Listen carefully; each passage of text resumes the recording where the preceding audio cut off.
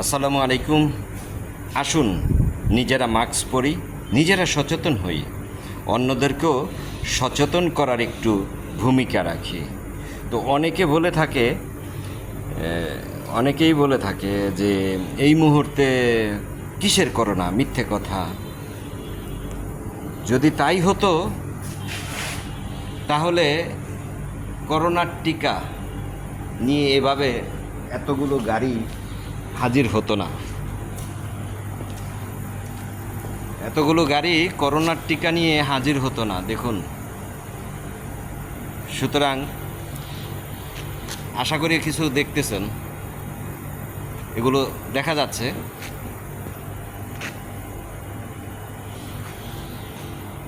কিছু দেখা যাচ্ছে, অলরেডি চলে আসছে।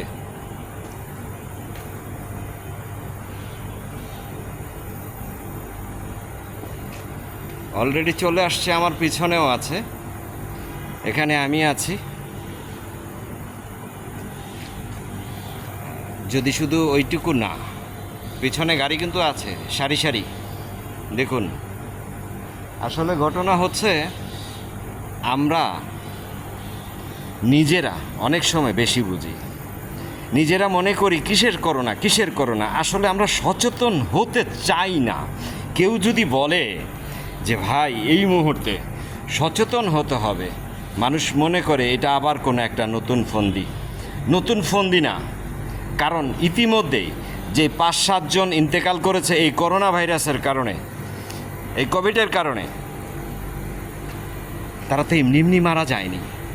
সুতরাং আপনি আমি সচেতন হতে সমস্যা কোথায়? আরে ভাই, একসময় তো এই মাস্ক আমরা নিয়মিত পরেছিলাম, আর এখন যদি বলি একটু মাস্ক পরেন, সচেতন হন, আমাদেরকে যদি কেউ দেখে মনে করে একটা পাগল, যে কি মাস্ক পরে আছে গরুর মতো। ভাই, গরুর মতো হলেও সচেতন হওয়ার চেষ্টা করতেছি। তো আপনি আমি যদি সচেতন হতে না পারি, আরেকজন কিভাবে হবে? মনে করেন আপনার 2জন ফ্যান ফলোয়ার আছে, 2জন ভালো বন্ধু আছে। দেখুন এই গাড়িগুলো যে আসছে, এটা কি মিথ্যা?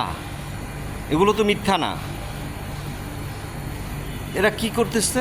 টিকা নিয়ে আসছে। কাদের জন্য? আমাদের জন্য, আপনার আমাদের পরিবারের জন্য, সমস্ত বাংলাদেশের মানুষের জন্য। সুতরাং মানুষের কথায় কান দিবেন না যে এটা নতুন কোনো একটা ষড়যন্ত্র হচ্ছে, একসাথে যেন মানুষ জমায়েত না হয়। এগুলো মিথ্যা কথা ভাই। আপনি যদি বিশ্বাস না করেন, ঢাকা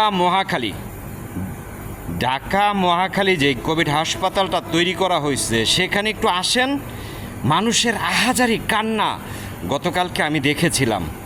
তো যদি সেটা আপনি দেখেন, মনে হবে আপনি তো সচেতন হবেনই।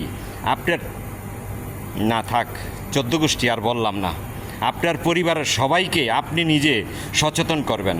সুতরাং কান চিলে নিয়ে গেছে, ওই চিলের পিছনে না দৌড়ে আগে নিজের কানটা একটু টাচ করে দেখুন যে কানটা জায়গা মতো আছে কি না। এরা কিন্তু চেষ্টা করতেছে এই টিকা দিয়ে যেন দেশের জনগণ সুরক্ষিত থাকে, তারা যেন স্বাস্থ্যসেবাটা ঠিক মতো পায়। কিন্তু আমরা কি করি? কতিপয় মানুষ মনে করি এটা কোনো নতুন ষড়যন্ত্র, মানুষ যেন একসাথে না হতে পারে। এগুলো তো এই হচ্ছে অবস্থা। তাই আবারও বলছি, নিজে সচেতন হন, অন্যকে একটু সচেতন হতে ভূমিকা রাখেন ভাই। আপনার ছোট্ট একটা ভূমিকার কারণে অনেকের জীবন বেঁচে যাবে। অনেকেই বলতেছে এটা ইউনূস সরকারের নতুন ষড়যন্ত্র। আরে ভাই, যদি ষড়যন্ত্র হবে, এত কিছু হচ্ছে কেন? মানুষ মরছে কেন? হাসপাতালে আসেন, বাস্তবতা দেখে যান। আমি এখন হাসপাতালেই আছি। যাই হোক, ভালো থাকবেন। যদি আমার ভিডিও ভালো লাগে, আমার সাথে থাকবেন, সাপোর্ট করবেন, আমাদের ভিডিওটাকে শেয়ার করে দেবেন। ধন্যবাদ। আসসালামু আলাইকুম।